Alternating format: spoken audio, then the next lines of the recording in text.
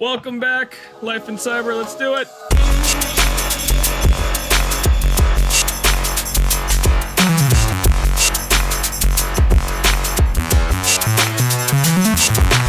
I got this just for Kenny. What was that? You can't see it through your screen. All I see is man bat and the occasional nipple. Oh, How do I turn it off? were you embarrassed by the trash? Oh, there we go. He probably never cleaned his room. I bet you the trash can's still full. You were wearing that when I was visiting. I thought it was funny. Yeah. Got it for you. The database joke. Yeah. Yeah. Fuck, the trash can is still full.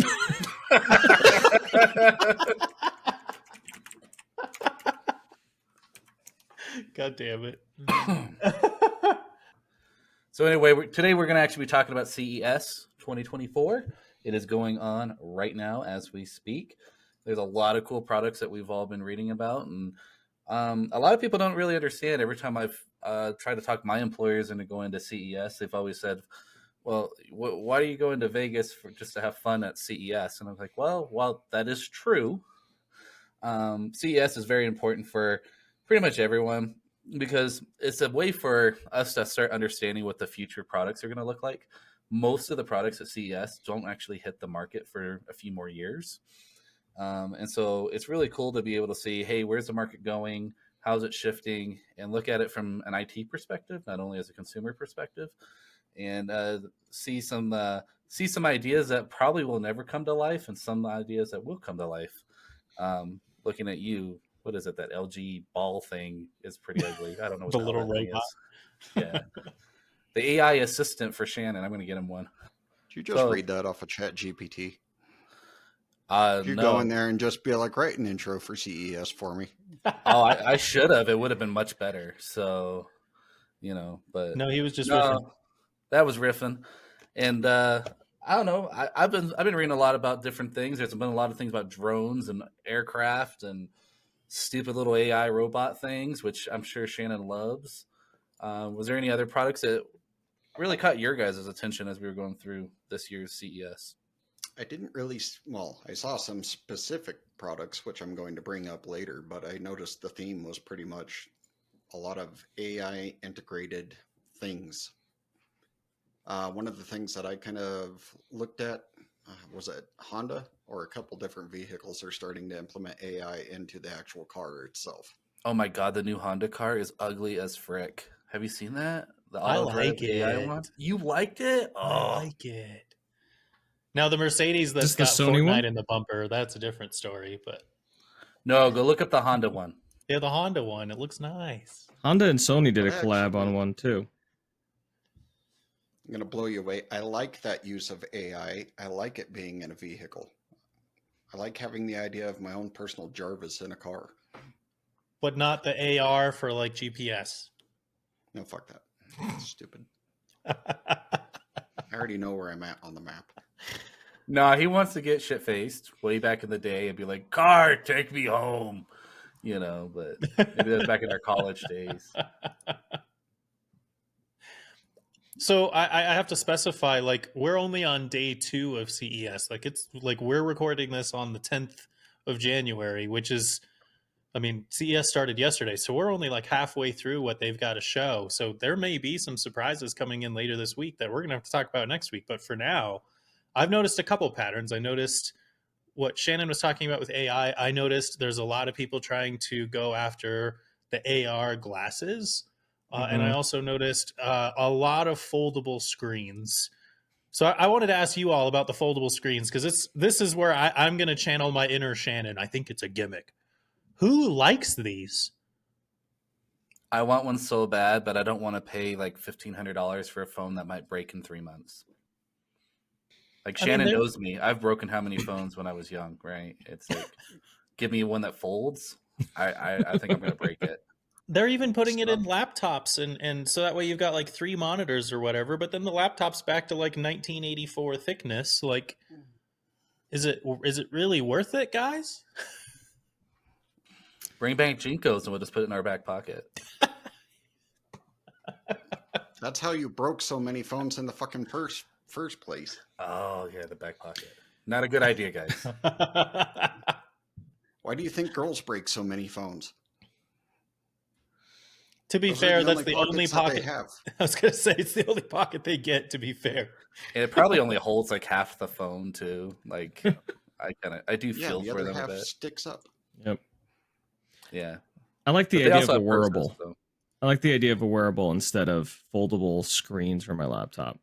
Like Asus That's- also announced one of those where it's like an extendable monitor and a wearable. that's What exactly about the what wrist I was. wearables? Sorry. I was just gonna say those glasses are exactly what I was gonna talk about because there's actually 3 different ones. Like Asus announced one, Ray Neo's going into an X-Real. All of them are intended to be AR glasses. Asus is the one that's actually saying like just display your screen with them. Yep. And I'm like, yes, that's exactly what I've been talking about for years.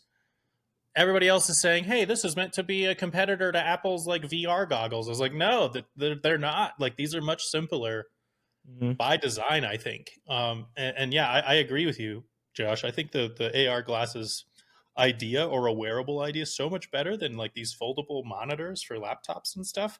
They take up so much space or so much less space. You get the same ultimate like end result.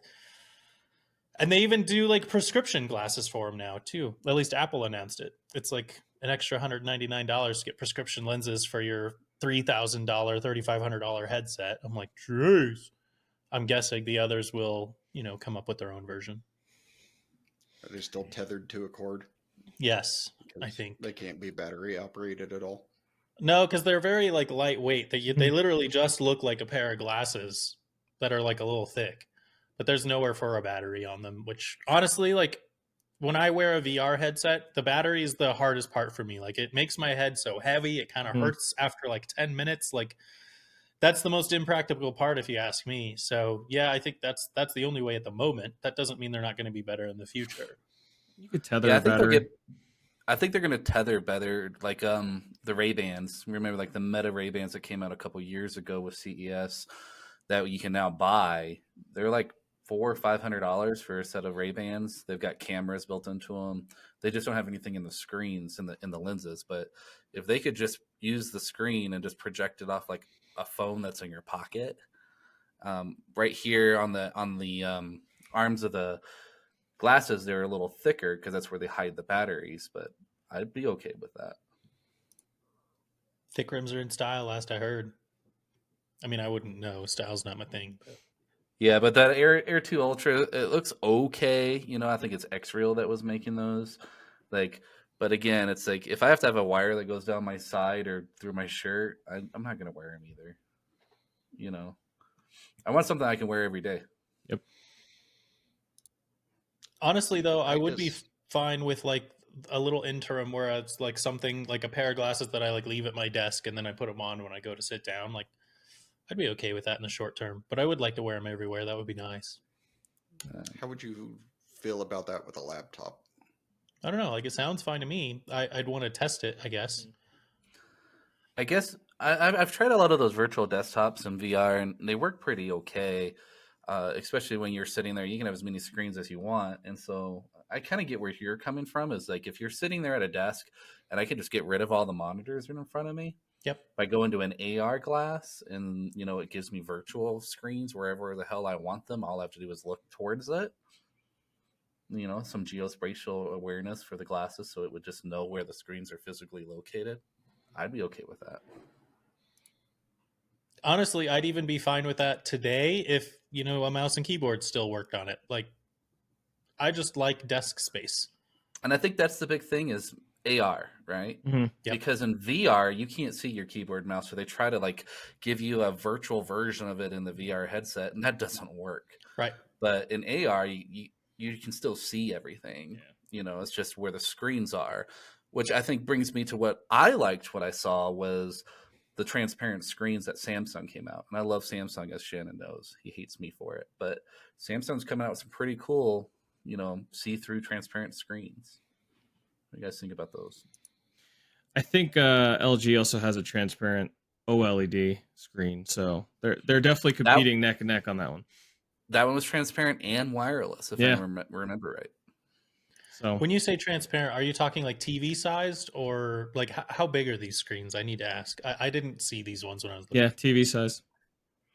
They were TV size and they were chainable, so you could actually make like a whole storefront of them if you wanted to. So then my question would be, how do you mount them to a wall? Because if they're transparent, you're just going to be looking at the mount, which is uglier than a TV that's turned off. It kind of looks like a fish tank, to be honest. Yeah. It's kind of weird looking. What's the point? Other than it's cool. Again, I think it's going to be for the point for certain reasons. You see a lot of like futuristic movies where they go to their desk and it's a see-through monitor. I think something like that will be like the new hype, you know, being able to see anything through, but at the same time having it in a place where you can do signage out of it but still be see-through. I mean, there's some pretty cool things for it. Mainly aesthetics. I'm gonna add to this in a way that actually like provides some function, because right now I'm not convinced. If you take these and make them a touch display, then they become the new whiteboard, if you ask me.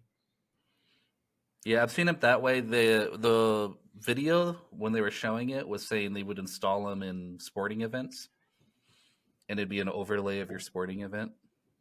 You know, you Ooh. can actually see who the player is on the screen and everything like that. Although you can still watch the game because you're looking through the screen. It's almost like looking through glass at that time. That'd be pretty awesome in suites.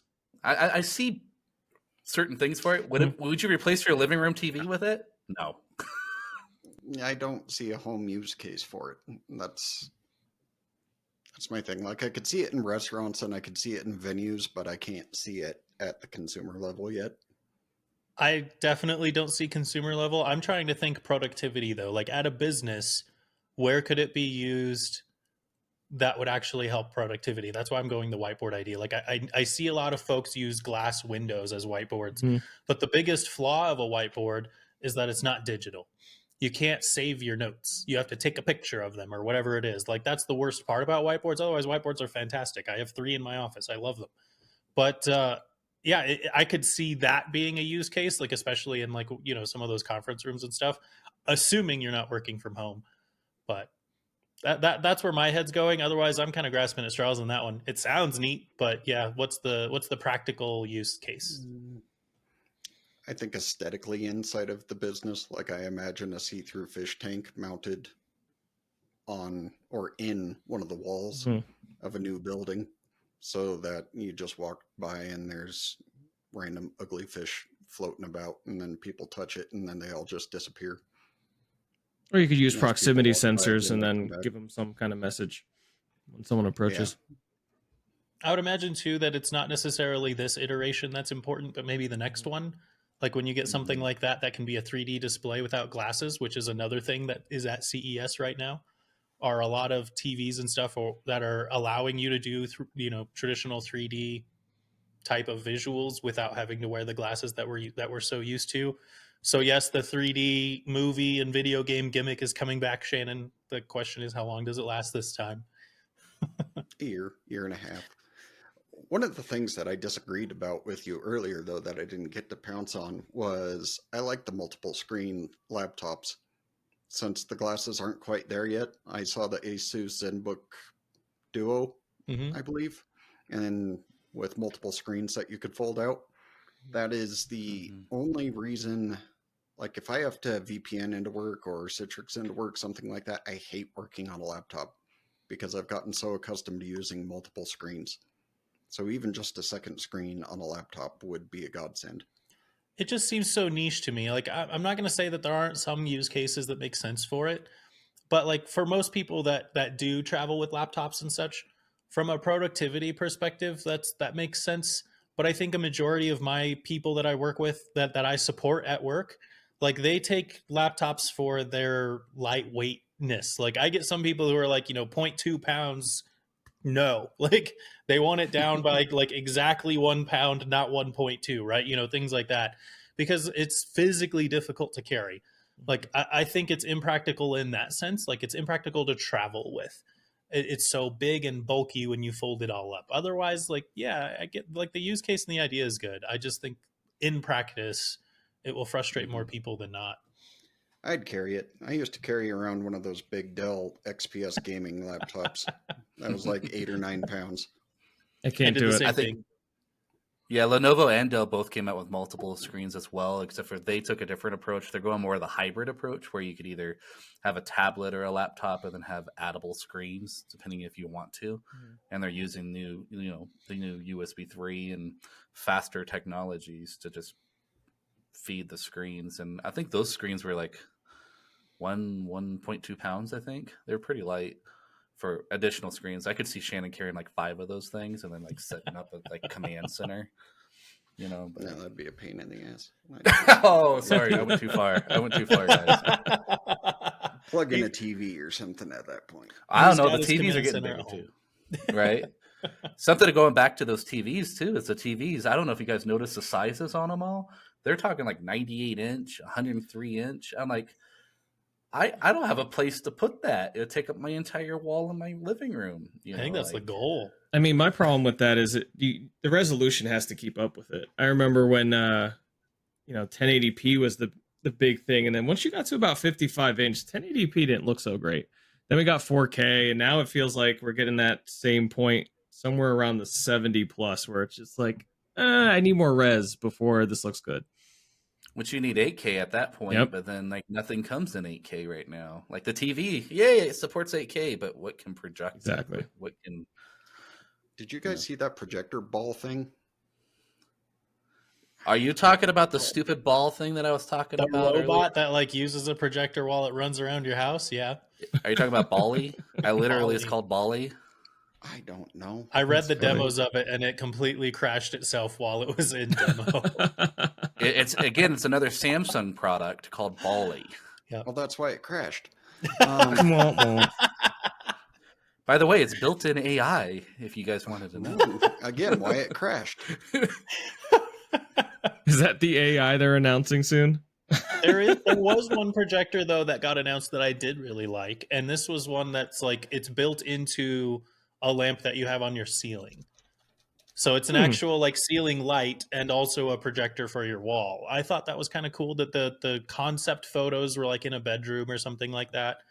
Like it's meant to be kind of the non-obtrusive type of projector. But as a person who's helped people use projectors at home, Shannon, the hardest part is when anybody's walking around the house, everything shakes and wobbles because like houses are just not that sturdy. Let's be real. Like they everything bounces, especially with Shannon's daughter who stomps her heels like a crazy person every time she moves. That is I'm not not my bitter. fault. And I also don't have a projector in my house anymore.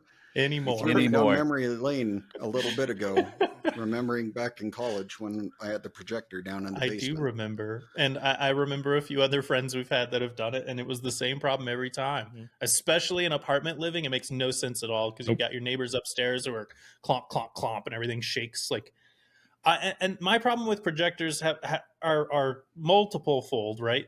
And well, and let me go into TVs for a second too.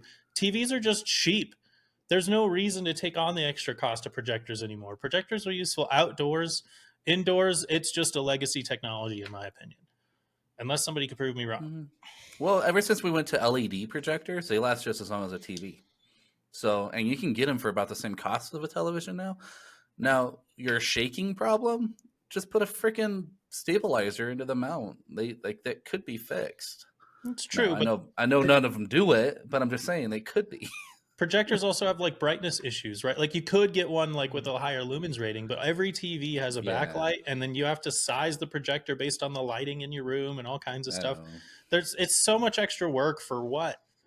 Now you can get a 103-inch TV. Why? That's no point. Yep. I don't know. Money. Yeah, I think it's more of a flex. I have my own theater room, and but even those theater rooms, those TVs are getting so large. It's like, do you need a projector for it anymore? Just buy a 120-inch TV and stick it in your projector room. Yep. We're almost there.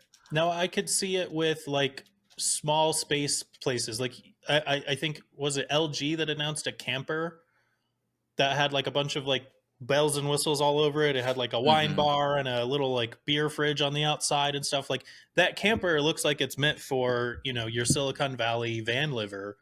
Like if you have a small projector that's like in the wall taking up no space, or in the ceiling taking up no space, and you like close the cabinet and then turn on the projector on the cabinet, like something like that kind of makes some sense to me. Like there are some like efficiency, like high efficiency living situations where I could maybe be convinced, but again, so niche. I can't really think of a situation where a TV just isn't better. Yeah, it's a very niche market for sure. The price point, it's a lot cheaper to get 120 inches out of a projector than it is out of a TV. The cheapest one that I'm seeing right now is $5,000. Yeah, but then you have the same problem with TVs that are that large. Is like, is that projector 8K? Like we're back to the resolution conversation. Mm-hmm. You know, watch it far enough away and it'll look fine. Just become old so you can't see it anyway. It doesn't matter.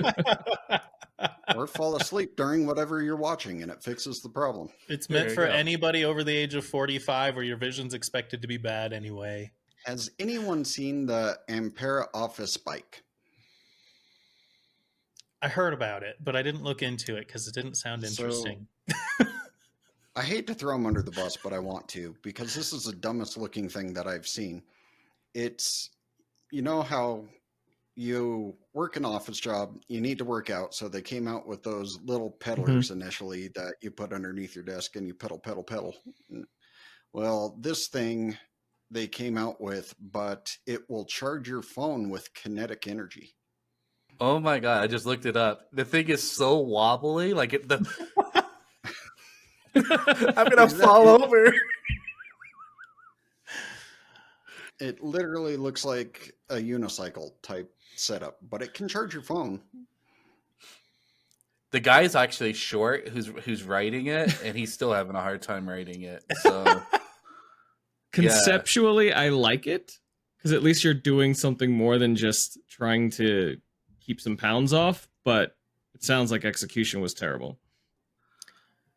I mean, I just don't get the purpose. Yeah. Out of all the health tech out there, I would put that at the top of the worst, right? What's the worst tech that we found on CES? Yeah, kinetic charging is not even anything new. Like, go to any gym and everything uses kinetic charging. Like, it's not even like if they're just doing it to charge a phone. Like, I'm sorry, that's not impressive at all. No. Like, let me charge my electric vehicle with it, and then I'll think about it.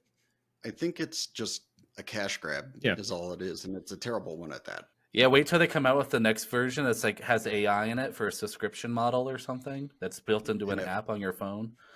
And it will pedal itself. Yeah.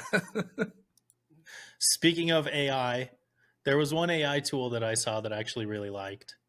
And it's one that I think is it's probably a little before its time.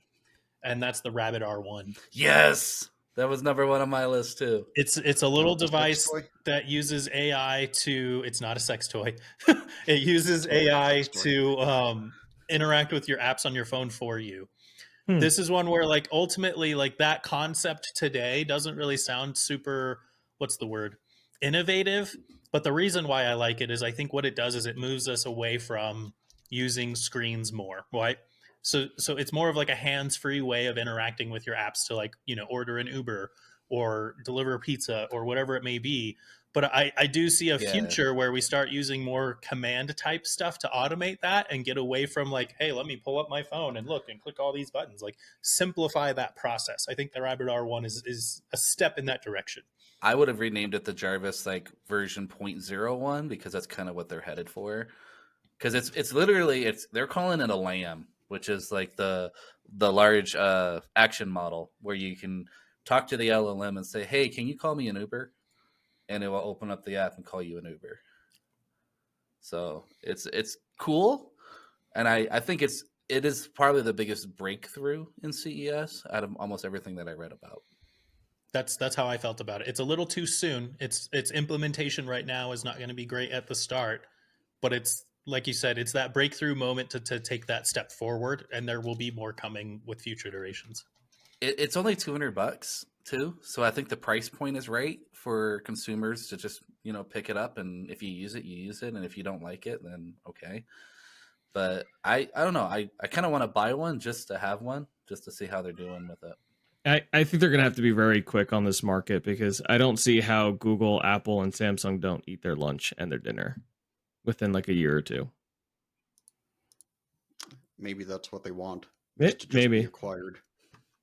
Yeah, I think that's what they're doing is they're just being market disruptors. Mm-hmm. Like their model, like if you go watch some of the videos on it, it's pretty cool. But they are really heavily depending on the market to actually build in implementations and integrations into their own apps. So like Uber would have to sign up with their own integration for it. But it's basically, hey, you give me an API, my LLM can then talk to it. I can train it to talk to it kind of idea. That's kind of how they're going with it. And I think it's step one, right? Because no AI is going to be true AI for a very long time, no matter how much we like to talk about Skynet. The AI that we're going to get today is all going to be procedural, but we can still train it to do some pretty cool things. That's valid. Speaking of cool things, I think it's cool anyway, and I wanted to see what your opinions were on it. Did any of you see the EcoFlow Delta Pro Ultra? I basically competitor to Tesla and their batteries. I did look at that. It's meant to like help store electricity for your house if you're doing like solar or whatever. You could use it to charge your car, store electricity for your home, right? Like, yeah, I did look at it. I thought it was very interesting. And your comment was it's needed. Can you elaborate? How do I want to phrase this? I don't see any other big competitor to Tesla. So I think this could help drive prices down. And I think their prices are cheaper than Tesla's. But the neat thing that I saw about it is the prior generation to this was a generator. Mm-hmm. And you could actually use their generator to power the Tesla batteries.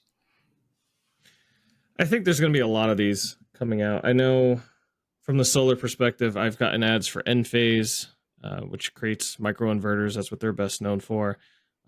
Anchor seems to be getting into this business too. They have massive batteries now that you can charge and then pass that charge on, too. And they're super cheap. It's definitely a growing side of the industry, and yes, I do think it's needed. I think Tesla needs a little bit more competition because they're the best and they know it. From what I read, Tesla can only hold 13, is it kilowatts? Yep. Mm-hmm. Yeah, this can hold 90. Impressive. Yeah, It also takes up a lot more space, though. Yeah, this one's up to 90 if you pair them together. It wasn't like a single power wall. It's like you've got a controller and you had stackable batteries that you could put in. And so you still had to pay for each battery. So like I think the basic set was $5,000, something like that. And it looks like it's 6 kilowatt hours for $5,000, which is, to be honest, on par with Tesla. Yeah. Because Tesla's about 13 for 10. I really think you're right, though. Having more people in the market is definitely going to bring us some competitive advantage, right? And with Anchor in there, with EcoFlow, which, to be honest, I didn't really know much about these guys till you said it, and then Tesla, the market's going to completely change from what we see today. I didn't know anything about them until CES, and I just thought the tech was cool and that Tesla needed a competitor. Mm-hmm. I like how these guys are going towards. Right. I think with these guys going towards the house is definitely a great thing because this is like a direct competitor to Tesla. This is like a slap to the face. Like, hey, guys, we do the same thing. And then Anchor took I don't know if I'm saying that right. Ankor, I believe is how they spell it. Anchor.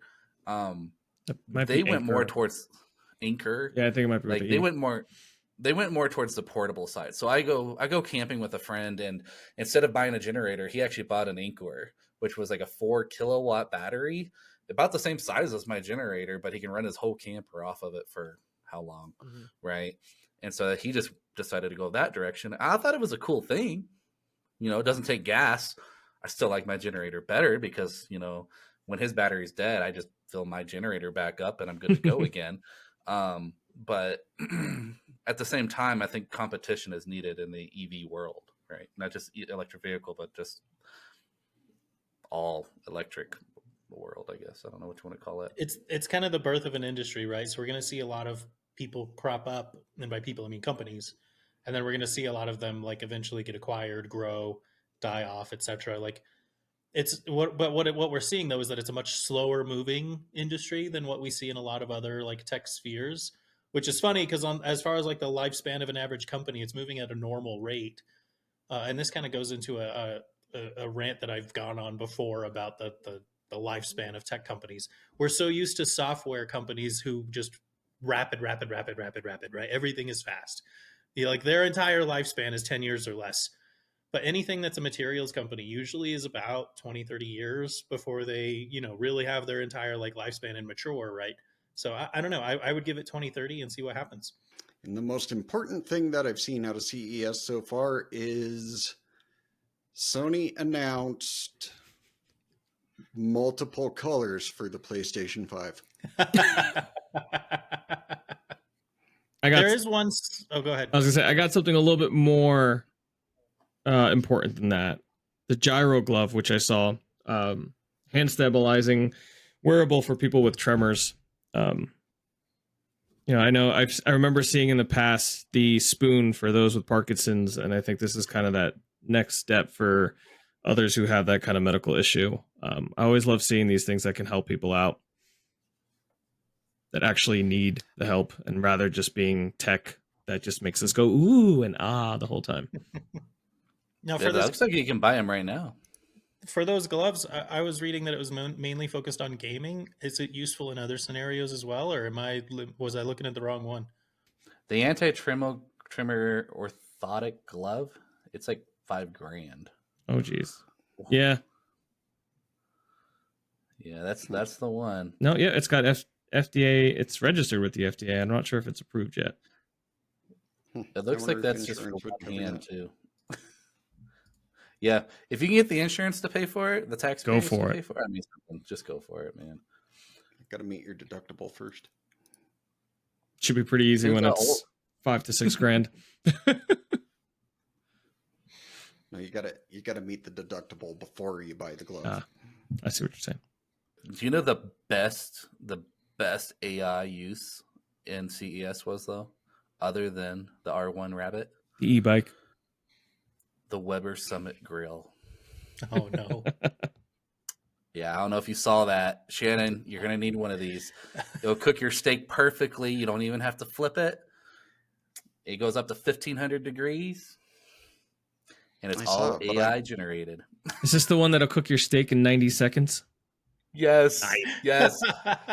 To the point that you can actually specify this steak is rare, this steak is dead, like Allie likes it, and you'll be good to go. We solved your steak problem, Shannon. You just have to buy a really expensive grill. I think it's like $3,000. I solved it too. When mine is done, she eats. Otherwise, she can sit there and babysit it. I just gave Shannon one of those Bluetooth meat sticks for Christmas. Like, don't obsolete my gift awesome. yet.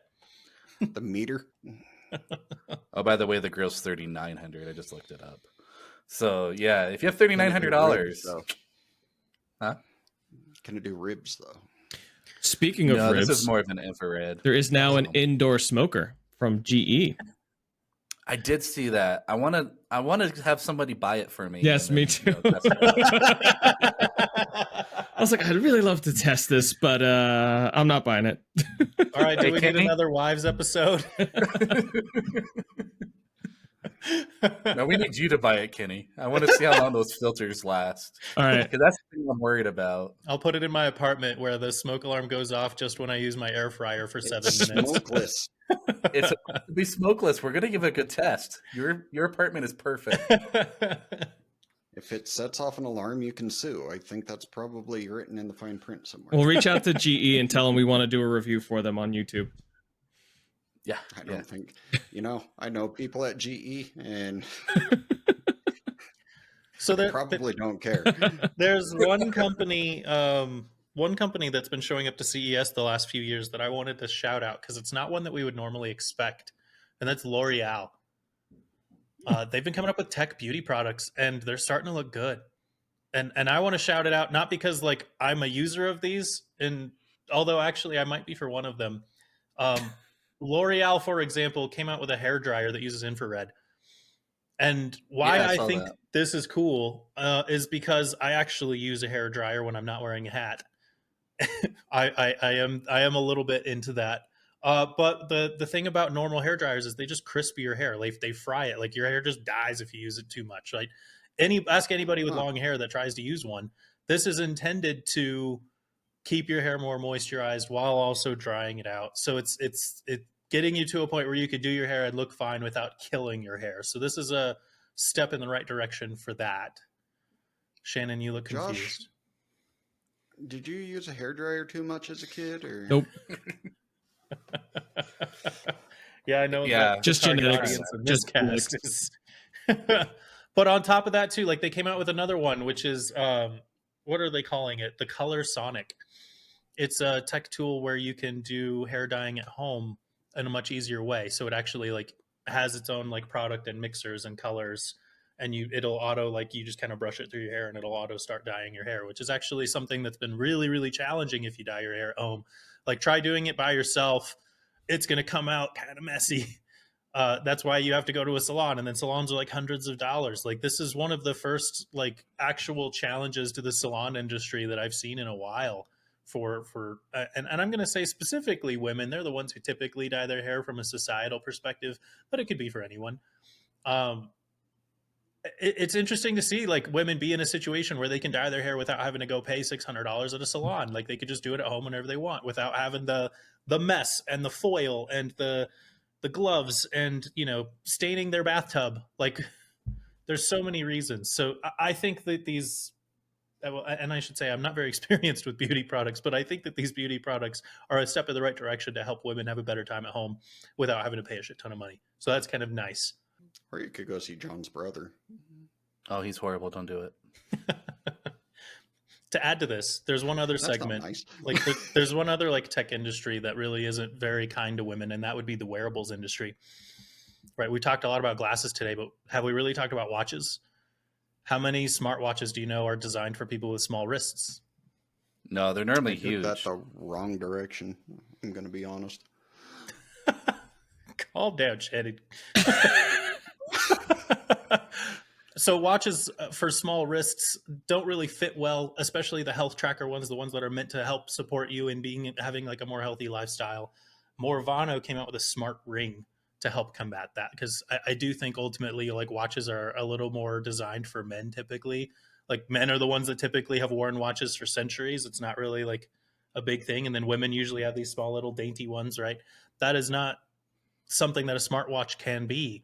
And so Morvano came out with a smart ring, so you just put it on your finger and it starts tracking the same kind of stuff. And I think that that's a step in the right direction. Well, the Aura Ring was always Yeah. the first one. I've seen that one for years, and that one wasn't very good. Right. And I know this year in CES, we saw a few of them, including the Halo, I think is what it's called, the Amazon Fit one.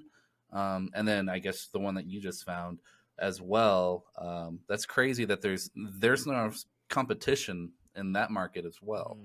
Doesn't matter which finger, I don't think or will it so. work on any of them? I'm Whichever pretty fits sure best. the one that fits. It was a good question. No, that's good. That's good. Talking about wearable tech and health, did you guys look at the JBLs? I'm thinking I want a set. They came out with a new JBL wearable that's just like that. It does heartbeat, does pedometer, does a few things, all just inside earbuds. I didn't know you could measure that in your ears. That's interesting. I didn't know either until the JBL came out with it as of yesterday. It's $200 too, by the way. There was another one that I saw too that was meant to be like a clip that goes on like the bottom of a sports bra. So you could like run and track stuff without having to wear all of these other things in inconvenient places when you're trying to exercise, I guess. I didn't really look too much into it, but now that we're on the topic. Still going on the theme of health tech. Did you see the BMO? That was the last thing on my list, by the way. Emo. Mm-hmm. All I know is They're Bemo. calling it the Star Trek style tricorder.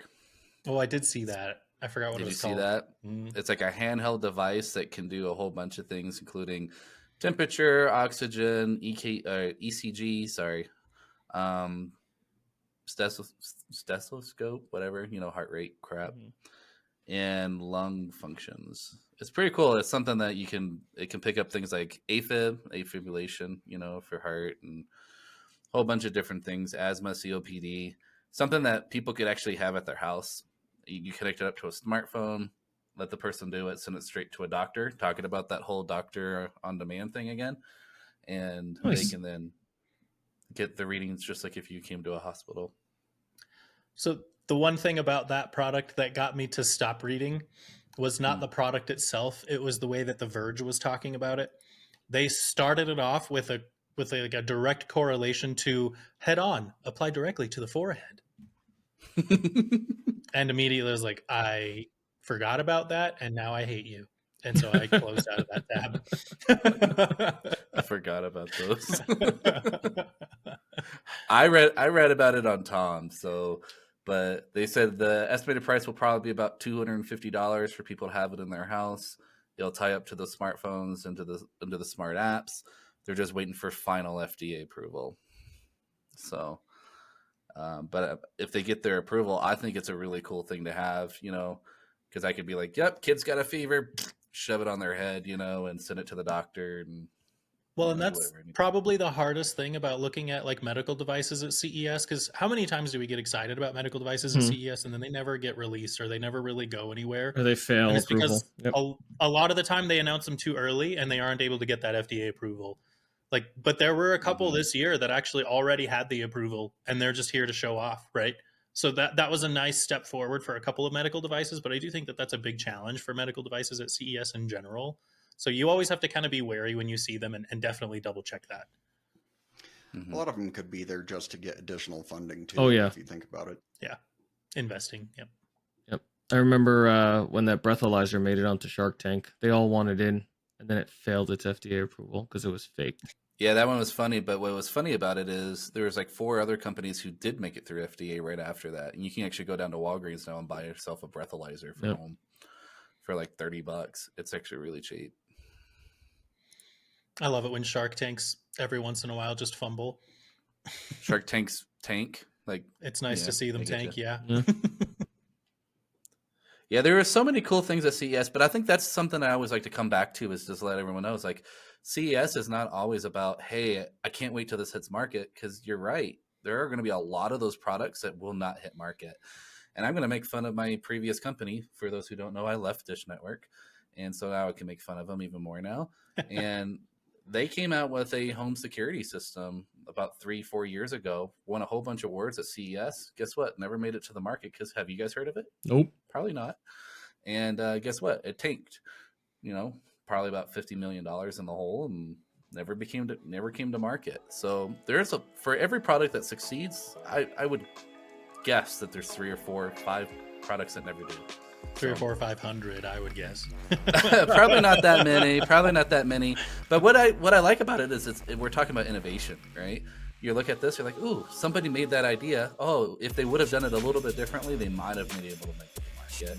And then next year in CES, you may see a whole different company pretty much doing the same thing, just with a more polished product, maybe. And that will make it to market. And so I look at CES as a way of like, get those creative juices flowing, like how do we get the next product out there? Are you ever going to see some of them? Probably not. Some of them are really dumb, but looking at you, Bali. That's a great opportunity for me to close this out with, hey, the best product at CES was actually Mercedes-Benz putting Fortnite on a car bumper. Good night.